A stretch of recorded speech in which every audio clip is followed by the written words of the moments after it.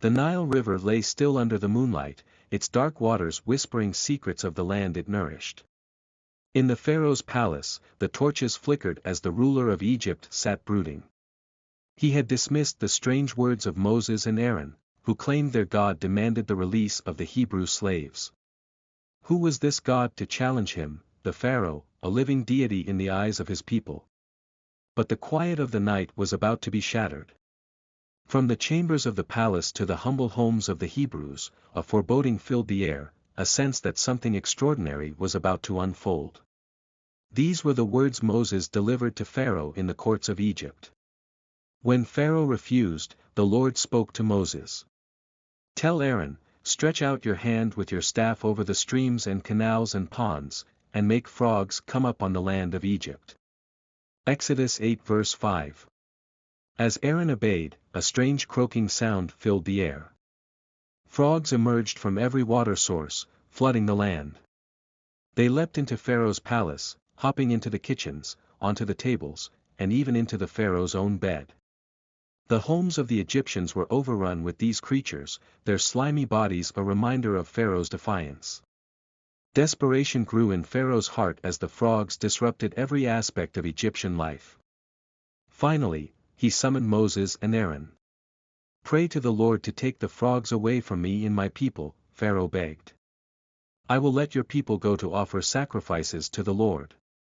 Exodus 8 verse 8. Moses replied, "I leave to you the honor of setting the time for me to pray for you, your officials, and your people, that you and your houses may be rid of the frogs." Pharaoh agreed, and Moses prayed to the Lord. The next day, the frogs died. They were gathered into heaps, and the land reeked of their decay. Yet, when Pharaoh saw relief, his heart hardened once more. He refused to let the Israelites go. The Lord then commanded Moses to strike the dust of the ground. As Aaron stretched out his staff, the dust transformed into gnats, which covered every person and animal in Egypt. The tiny creatures swarmed relentlessly, biting and irritating the Egyptians. Pharaoh's magicians attempted to replicate this miracle but failed. They turned to Pharaoh and admitted, "This is the finger of God." Yet Pharaoh's heart remained unyielding. Exodus 8 verses 16 to 19. The Lord spoke again to Moses, "Tell Pharaoh, let my people go, so that they may worship me. If you do not, I will send swarms of flies upon you, your officials, and your people." Exodus 8 verses 20 to 21. When Pharaoh refused, the plague began. Flies filled the land, buzzing incessantly and contaminating food and water. Yet in the land of Goshen, where the Hebrews lived, there were no flies. This distinction was a clear sign of God's power.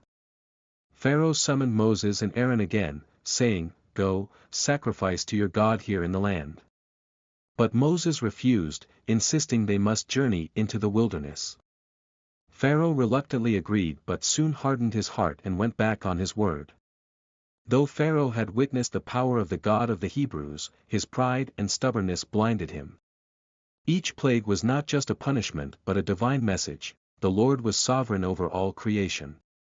Exodus 8 leaves us with an unanswered question: how much suffering would it take for Pharaoh to realize he was not the ultimate authority?